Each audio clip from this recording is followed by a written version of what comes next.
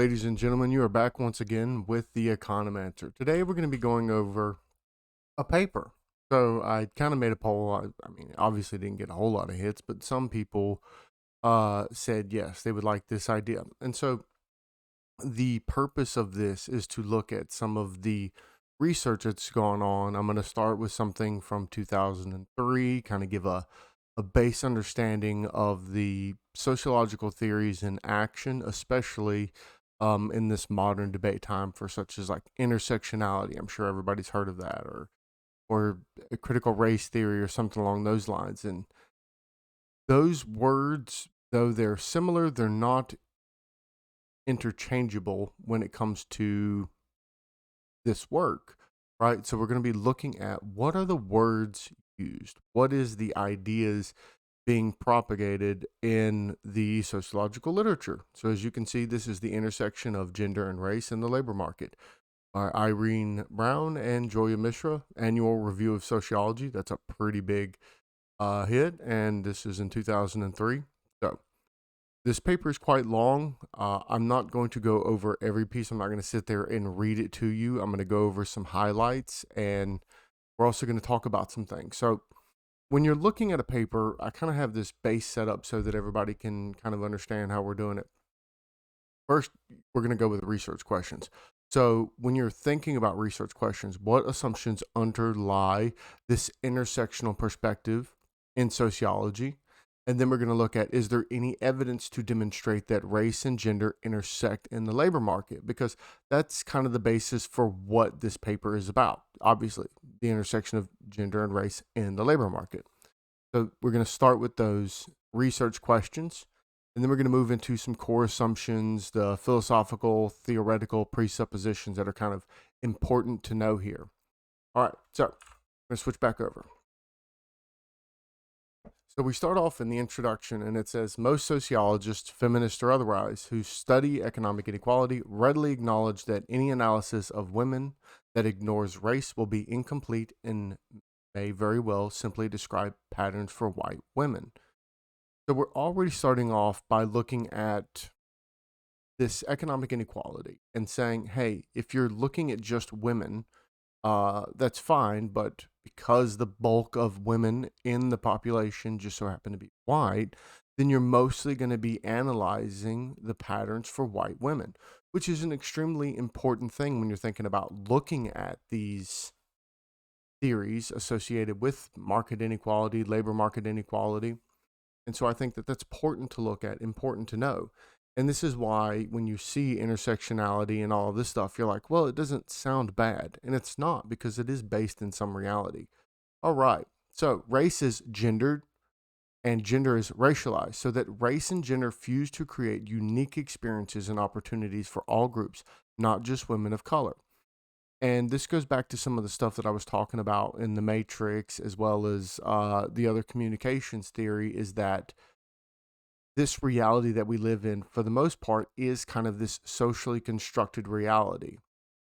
That there is a really real, but we kind of exist in this socially constructed reality where we can only try to touch the experiences that we have. We can't actually touch the real itself. And so, yes, race is gendered and gender is racialized. Now, to be fair, I think race in and of itself is a bad category for operationalization or operationalization of, like, you want to call it phenotype, so on and so forth, but really it's ethnicity that's actually important. And then gender. I think gender is another one of those things where we have this word that's been created to kind of take part in this discussion on the literal physical embodiment, the biological, and then how we act associated with it. But in reality, gender is a poorly performing word when it comes to what gender is, because that's really your biological sex associated with your disposition as a person. And that doesn't have to be a gendered construct. So there is some truth to queer theory when it talks about everything is socially constructed, and so we're constructing these forms of gender, and that's true. But at the end of the day, gender isn't an actual thing. You have a biological sex, and then you have your own independent disposition associated with that biological sex. All right. So we begin by discussing the core assumptions within Black and multiracial feminist theories, which represent the most fully articulated treatments of intersectionality. And then they're going to be looking at wage inequality, discrimination and stereotyping, and immigration and domestic labor. I'm probably not going to touch immigration and domestic labor because I feel like this is already going to be an extremely long video. All right. This body of work referred to under the rubric of multiracial feminism, multicultural feminism, or post-colonial feminism. Why do these have different names? Why are these roots for studying the women of color so disparate? Well, first of all, each one has its own primitive base, right? So multiracial feminism is associated with Black feminism. Multicultural feminism can actually be associated with like some postmodern associations of feminism, such as queer theory, can be a part of multicultural feminism. And then post-colonial feminism is a kind of a change between the two, right? So post-colonial means there was a colonial dictation of ways of knowing and stuff like that on indigenous peoples, and then it's kind of the norms and the values from the colonizers being emplaced on the women. And so it's kind of in between this multiracial and this multicultural, but essentially it's trying to say that there is a forced way of knowing. Multicultural feminism says there's multiple ways of knowing, and multiracial feminism says the multiple ways of knowing that are associated with culture are more based on the racial identity of that person in comparison to a group. And so that's what it's trying to get at. And that's why there's three different strains of this. Even though there's a lot of overlap, there is some differences between these. All right. So it says, relying on experience-based epistemology, Black women revealed that not only were both race and gender implicated in shaping their lives, but neither the extant theories of gender nor the theories of race adequately addressed experience of race and gender as simultaneously linked social identities. And so this came about in the movement of trying to understand, it goes on Bambara Brewer and stuff like that, but really, if you go back to some of my earlier videos, we had this video on Dubois, W.E.B. Dubois, who had this simultaneous and linked social identity associated with like the two-spirit model of the African American, where you are the Black man, and the other is you're a man who is Black, and those are simultaneous and linked. And those dichotomies, those differing expectations, actually caused like what he thought to be significant harm associated with your psyche, because you were being pulled in two different directions. You were a man who was Black, and then you were a Black man, and because of that caused stress. And so all we're doing here is we're just adding in another layer, or it may not be another layer, it may just be a difference idea. And then experience-based epistemology actually later morphs into, well, it doesn't morph into, experience-based epistemology is that what you experience becomes your epistemology, or your way of knowing, or how you know something through experience. And this can be phenomenology, which really it pretty much is phenomenology, but the idea here is that it's actually standpoint epistemology that's actually being used instead of experience-based epistemology. And standpoint epistemology is an extremely strong case made that your standpoint, your social relation within the social hierarchies, as well as the intersection of race, gender, sexual orientation, so on and so forth, actually shape and mold us into being certain categories of humans. And because we're shaped into those certain categories of humans, we share ways of knowing associated with those categorizations of being human, right? All right. So because of the prominence of multiracial feminist theory in the literature on intersectionality, so we're going to be looking at that. All right. So we're going to be starting off. A unidimensional understanding of inequality thus breaks down with an intersectional lens. For instance, radical feminist claims that men oppressed women miss the potential complexity of the economic relation between some groups of men and white women. In many cities, white women can earn more than Black, Mexican origin, and Puerto Rican men. And so, what is this trying to say? This is trying to say, like, look, if you just say that there is a unidimensional of race, okay, well, what about gender? Okay, well, you're missing kind of these interlocking sectors of fire associated with how an individual exists in the economic relations to other people, because you're going to find where white women, because they come from a privileged class, had more access to other way or to cultural capital and social capital that are associated with the ways of knowing in the real world. And so what this means essentially is that a white woman is going to be brought up in a household that's going to uh, speak the language associated with, business. They're gonna walk and talk and act in the habits that you would have if you were going to go get a job where you're going to make more money.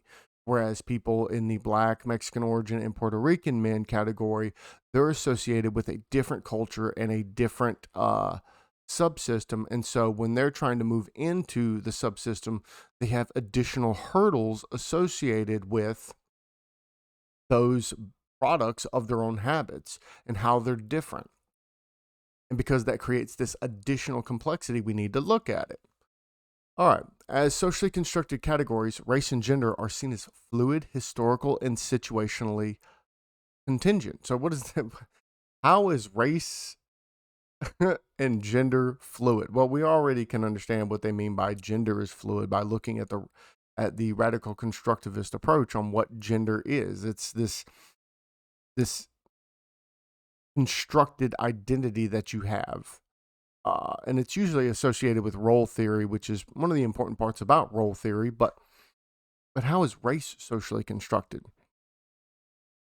How is it historical and situationally contingent? Well, the argument is that prior to colonialism, race was not really looked at as anything important. It wasn't much of a categorization, and only until later down the road, especially in the American context, did race become a category that was no longer fluid. Like if you were darker than some idea, and it actually explains here the one drop rule.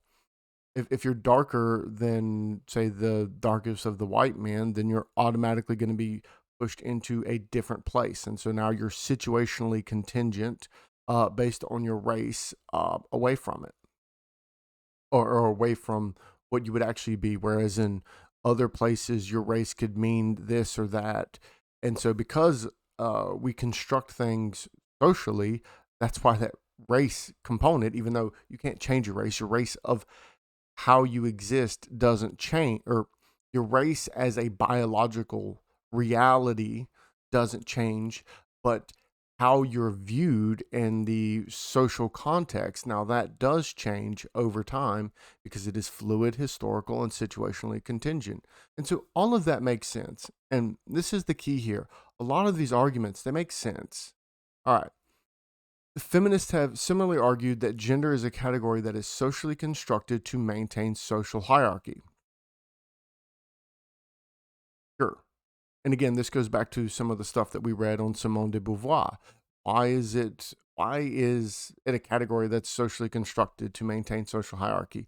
That I actually never gotten a good argument from. I think with race and gender you could understand, but if you think of gender as the sex, as the biological construction, it doesn't make sense to say that that is socially constructed to maintain social hierarchy. That in and of itself is a natural phenomenon from being a dimorphic species. And so when people say that that gender is constructed, the part that they're discussing is the roles into which people play, and then the construction of their disposition associated with their biological sex. But that has nothing to do with the maintaining of social hierarchy. This is just a falsifiable argument that they think the argument works in other places so they can apply it to gender, when in reality it actually doesn't, and it makes them look ridiculous. And so gender creates social differences between men and women that transcend any biological or physiological differences. That's not true. Historically, it couldn't be true. You can make the case now that it is true, but it's not historically true. In addition to race, class, and gender, other social categories positions individuals within a matrix of domination. These statuses include sexuality, ability, disability, and age. And this is kind of where you get that whole like list of the what is it? The matrix of domination is where we get the hierarchy of needs associated with like social justice. Okay. So, multiracial feminists claim that beliefs and practices associated with gender are inextricably woven within the beliefs and practices associated with race. And that's what I was talking about earlier. Traditional definitions of femininity that include passivity and weakness describe the social norm for a white middle class woman. Dominant culture has traditionally constructed black femininity in a juxtaposition to this image.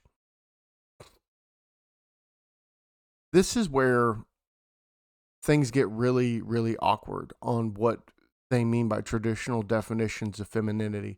If you look at some of tribes of Africa and stuff like that, they maintain some of those.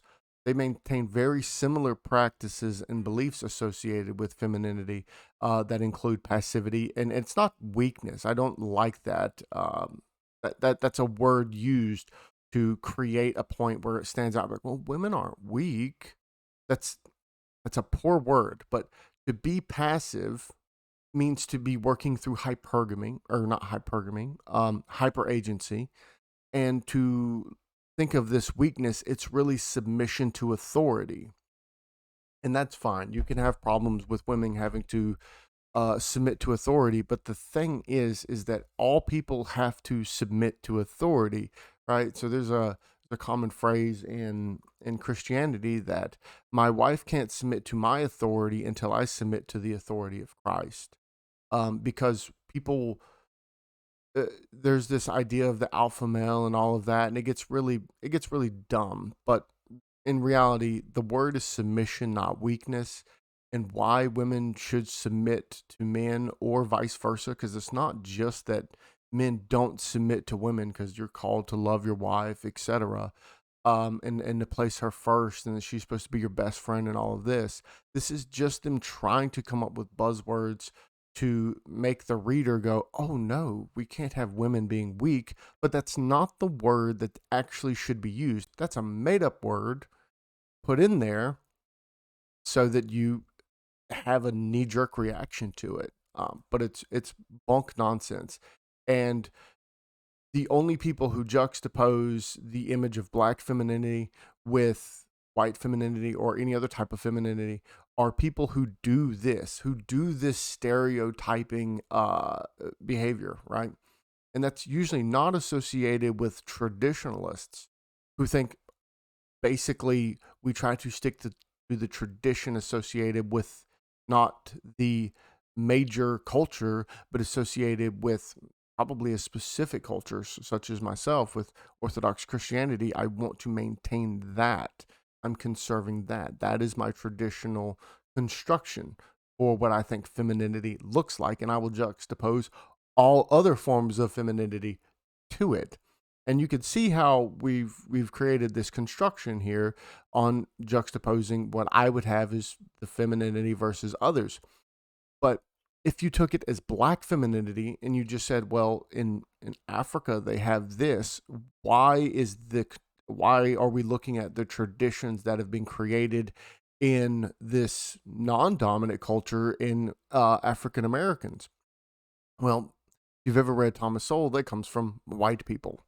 So that's why they say white middle class woman. So they can try to scoot by that argument that the Scots Irish hearable living existence in pre Civil War America and then post Civil War America, where we have black rednecks and white liberals, that again, book to Thomas Sowell.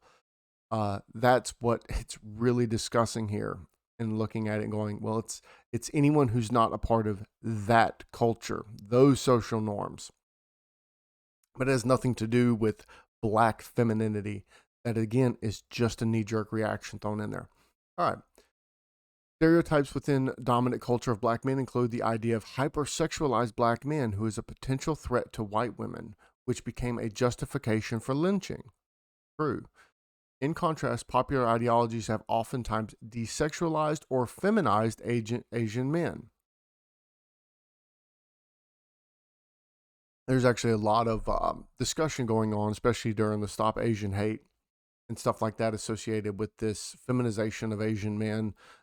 China has actually spoke out against it and said, no, that we don't want to have this problem of the feminization of the Asian man, where they've started taking down feminized characters from like South Korea and stuff. Now, there may be something more broad or more broad political considerations associated with that, but that is something to think about. And yeah, there's been significant cases of hypersexualization of black men where we have black fetishism and stuff like that. And this is associated with like uh over inculcation of it in pornography, which is evil. And then like the over representation of tropes associated with it and stereotypes such as um member size and stuff like that. And so all of these do harm in two directions, and it's something that we really should think about, and we really should as a society probably go, this is not really good for us. And again, this makes a solid point, but it couches it in this social categorization and all of this, and it just, here's some truth, and so because you've given us truth, we're not going to be paying attention for you sneaking in nonsense, such as up here associated with black femininity, and the social norms associated with different classes of white women. So, if feminist intersectional theories assume that gender and race are socially constructed categories that contain inherent power differences, these power differences are infused into every aspect of social life, from identities and self-concepts to interpersonal interactions, to operations of firms, to the organization of economic and legal systems. Fine. All right.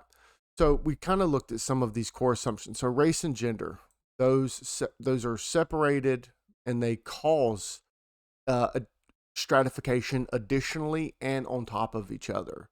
All right. So experience-based epistemology is the experience of race and gender that assumes simultaneously and linked cognitive structures. That's something to think about.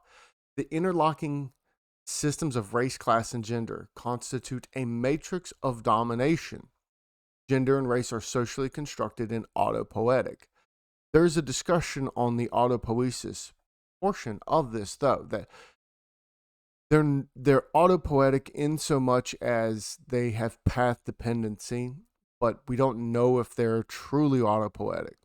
All right, so failure to properly delineate arguments associated with individual epistemological experience rather than this two-spirit model that I was talking about.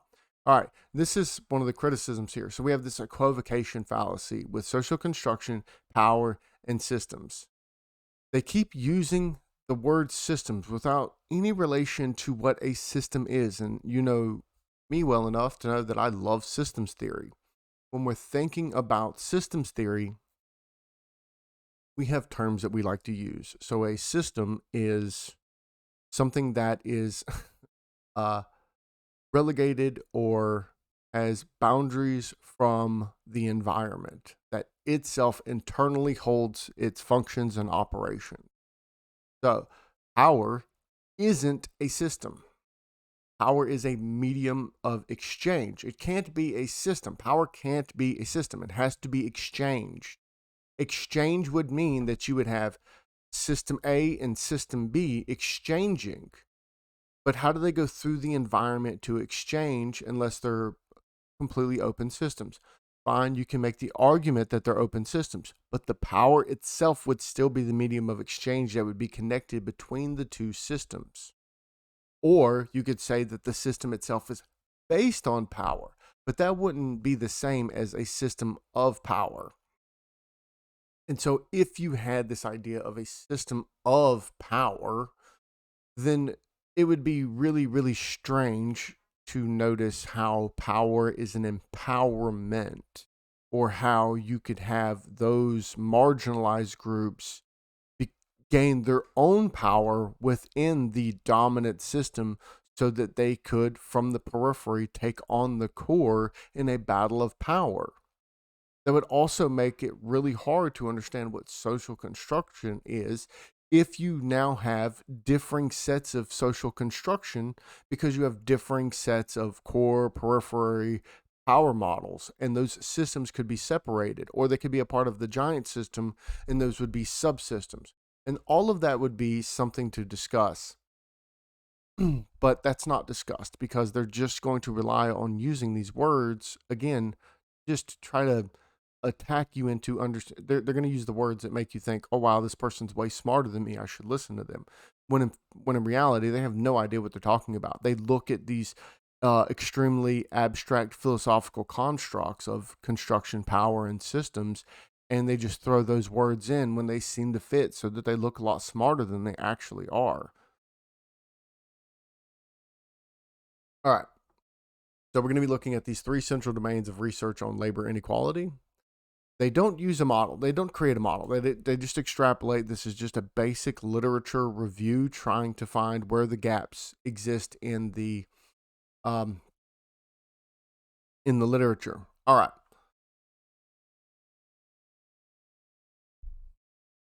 I'm only going to go through a little bit more on this, and then we're going to be wrapping this up. Look, we're only 6 of 28 pages in this. Like I said, you could explain this for hours. But ain't nobody going to be watching this video that long. All right. In addition, many white families in high-paying professional jobs rely on Latino workers to relieve them of their caregiving duties by taking low-paying jobs, doing housekeeping, and caring for children and the elderly. White women then doubly benefit from the social constructions that define Latinas within the labor market. The above example carries the assumption that social constructions of gender and race are systematically related to labor market dynamics to generate inequality. I would honestly say you could make that argument that those high-paying professional jobs rely on Latino workers to relieve them of those duties, and in doing so, their white women are going to doubly benefit from the social constructions that define the Latinas within the labor market. You would also, rather than say that it generates inequality, you could say that those social constructions that define Latinas within the labor market benefit them because they have access to additional resources that they may not have associated within other parts of the labor market. You could make the argument that they're associated with the habits and habitus formations of that upper class, of that high-paying professional jobs, and they could relay that information to their children, and that would benefit their children within the labor market because they are associated with those benefits from those social constructions associated with those high-paying professional jobs. And so it doesn't actually generate inequality, it actually leads to a generation of equality.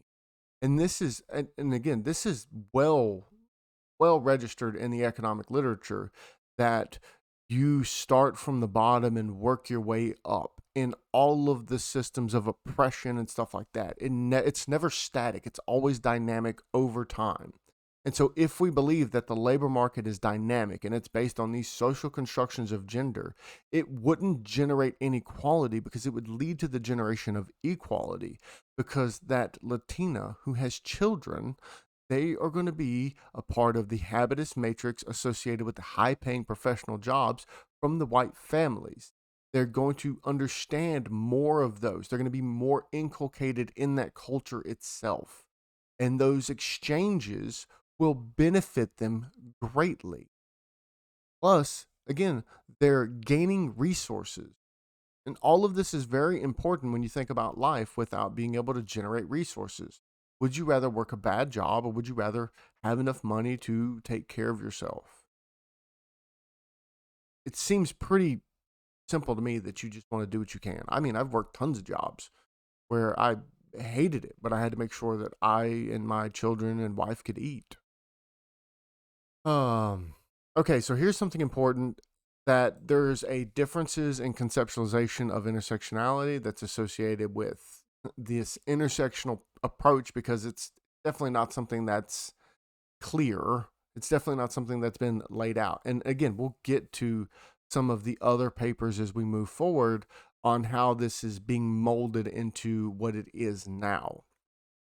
All right, so intersectional theories assume that dominant groups control productive resources and major social institutions, using those institutions to promulgate legitimizing ideologies that make social inequalities appear natural. That is a really, really weird way to say that there's a legitimizing ideology, which goes back to what we were talking about, legitimizing knowledge or legitimizing what's true when it comes to academia. And that we have these social institutions that legitimize your ideology. And so when we have these social inequalities, they can now appear natural, such as hard work. That is a legitimized ideology that makes social inequalities appear natural. But if you didn't have this capitalist profit mechanism, which is why they hate capitalism, then you wouldn't be legitimizing that ideology that says, hey, you shouldn't work 60, 70 hours a week so that you can have all the good things. You should probably focus on other aspects of your life, such as, hanging out with your family or being a part of a social group and doing fun things that aren't just work all the time. And so when we're talking about those productive resources, here's the thing: those social institutions, they produce those legitimizing ideologies because those are the people that have the most. And so there becomes like this economic inequality that leads to this social inequality, because they're going to be the ones that control the social institutions and to legitimize the ideologies. And it does appear to be natural. However, calls for effect. Let me blow you in place. The natural inclination of reality, if you go back to even our most base level of humans 100,000 years ago, if you didn't work, you didn't eat. And if you didn't eat, you died. Pretty simple. You had to work hard. There's some minimum threshold of work that is absolutely necessary. And so, even if there is some social institutions that legitimize certain ideologies over others, that make some social inequalities appear natural, there is still a basis for a natural social inequality that is irrespective of an ideology. And that is the most important point, because when you frame it like this, you're left with thinking all forms of social institutions that legitimate or that legitimize ideologies make social inequalities appear natural. But there are natural social inequalities that just come from being able to exist, which some people may take that the efforts of living is worse than just not living. But I don't tend to agree too much with them. I just think that that's just nihilism and sad. All right, so we have heterosexual elite white men consciously procures resources for itself and excludes the outgroup. There are other explanations that posit social hierarchies are created through perceptual, cognitive, and behavioral processes about which participants are oftentimes quite unclear. And so you can see all of these ideas in this 2003 paper are really what is being associated with the common terms and phrases and the way of thinking in modern social justice, where we're talking about you're a white man, and then how there's this matrix of domination, this hierarchy of oppression, this intersectionality. Then we have the dominant groups control productive resources and major social institutions because of capitalism. And then you have conscious procurement of resources and exclusion of outgroups, right? And that's white men control everything, right? And then we have the social hierarchies are created through perceptual, cognitive, behavioral processes that we are often sometimes quite aware. This is that white privilege. This is whiteness studies. This is unconscious bias and all of those things. So you can see in 2003 where it's really starting to come together. They have these 3 different ideas and they're working on trying to bring them all together. Now, this approach right here is mostly focusing on how these intersections impact the labor market. And so I'm going to finish with that. We're just going to be looking at that, looking at these. There's 3 explanations. They have human capital. So we have differences in individual preferences and skill, differences in labor market position, and discrimination. So when we think of the discrimination banner, the researchers point to stereotyping as the mechanism channel. The intersectional perspective suggests that there is no gender perception that is race blind and no race perception that is gender blind. So if you thought about it in the context of corporate environments, women of both races, women of a certain race. Oh, no. Okay. So if you have a Latina woman, they could feel the culture is inhospitable and alien to them, or a black woman lacked sufficient networks compared to white women. And, this is going to cause serious problems in being able to maintain wages. Immigration and domestic labor. It didn't say anything much except that similar to that part that I just talked about how it legitimizes or how white women use Latina women for their benefit so that they can work, and it's just like it's not to their benefit. It's to the destruction of the white women and only to the benefit of the Latina from a traditionalist standpoint. Okay, so we're looking at the wage inequality, right? When they're actually looking at it, they don't really find an interaction between race and gender as a main differentiator. And that's something very important. And even the writers noticed that, and they said, well, we just got to come up with more robust evidence that supports this intersection, social class or race, so on, and how it impacts wage distribution. But there's no evidence to support the general theory. You could suppose at some level of abstraction there exists legitimacy to unequal wages based on intersectionality. Sure. The main effects associated with the gender and race drop sharply by controlling for various independent variables. The retort is that the problem is the self-systemic selection process, which essentially means that researchers, theorists can ignore evidence to the contrary. And that's what you're going to get out of this. Get ready to something weird. Oh, wow, 37 minutes. Oh, my Lord. Wow, that was exceptionally longer than I expected. I don't know. It could have gone on forever. But, again, the idea here is like, look, we have contrary evidence. Well, we don't believe that because the evidence that you're providing isn't good enough in comparison to my theory. And this is important for people to understand when they're having this conversation. It's like, no, there's no evidence to support your beliefs. Sure there is. It's just not legitimated by your way of knowing, and it's not legitimated by your research. We had more broad contextual research. We stopped focusing on quantitative and went into qualitative research. We would start seeing this. And this is a big debate going on in places like public policy, economics, sociology. Should we focus any more on quantitative research? A lot of it, and after 2003, really forced its way into this qualitative research. But guess what the response was? Since 2019, 2020, the response has been stop doing qualitative research, go back to doing quant, because now we have all of this different data that we can now use because of the information age. So we'll be able to validate these theories in quantitative work, not just qualitative work. But you know what has happened? They haven't been validated. Why? Because the theory itself is too ambiguous. The theory itself is poorly constructed. It's poorly constructed in so much as the operational variables that they're going to use are poorly constructed. Their measurement theory is poorly constructed. And I know those are just like random words, but like operationalization, right? So if I'm going to operationalize African American, how do I go about doing that? Well, I can just use the instrument of the demographic of African Americans. Okay, that's reasonable, right? It's reasonable. All right, now we have this intersection of being a woman. Okay, so now we can just have A variable says 0, 1 for African American, 0, 1 for male and female. So African American or not, female or not.